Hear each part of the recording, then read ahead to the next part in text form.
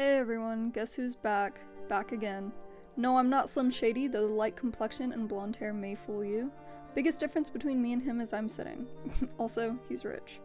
Anyways, today I wanted to make more of a casual paint with me kind of video. I know I made a video tackling realism before, but I thought it might help to kind of see my process. Who knows, maybe seeing the chaos that it is will inspire you to not do what I do, and in turn become like Van Gogh 2, the aspiring sequel or something, I don't know. I did want to bring up some things I feel I didn't touch on before. Artists are amongst the most imperfect perfectionists I've ever seen. Credentials? I am one. Unless you have to meet some quota for a certain amount of art each month, then I probably fall below that. It's incredibly easy for us to get lost in the details. Things don't go the way in which we picture them going, and we go batshit. BT dubs, that'd be my superhero persona. I despised paints for a long time.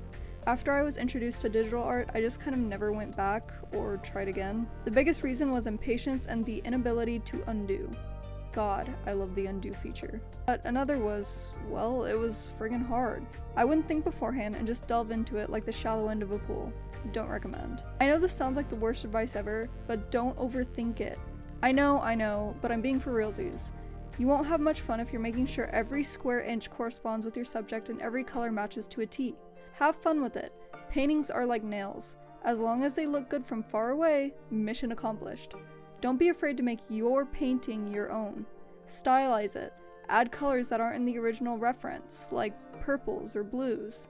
And remember, contrary to popular belief, acrylic paints are very forgiving. You can always paint over and try again.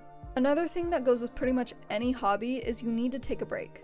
Take a break and drink some water. I promise you, your headache will magically dissipate. Because painting is such a drawn-out process, everything gets muddled and it's difficult to clearly see your vision after a while. Maybe you can't for the life of you paint that stupid eye, or you keep smearing parts of it.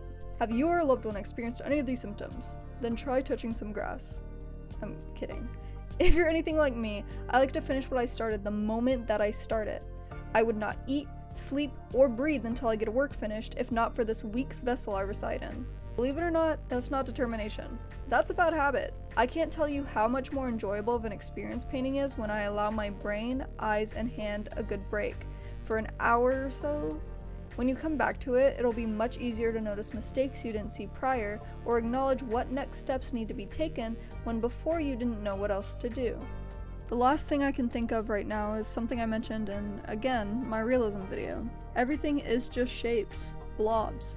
Of course, everyone has their own techniques, but for me at least, it's so much easier to start out with everything loosely where you need it to be, and gradually going in to touch up and add detail. If you're doing this, you won't have two beautifully detailed ears or eyes and then realize they're in the wrong place. I'm sorry guys, I know this wasn't as put together as my other videos, but it pushed me to work on something I really needed to and gave me a chance to elaborate on a topic a little more. Thank you guys as always so much for watching, and I'll see you in the next one.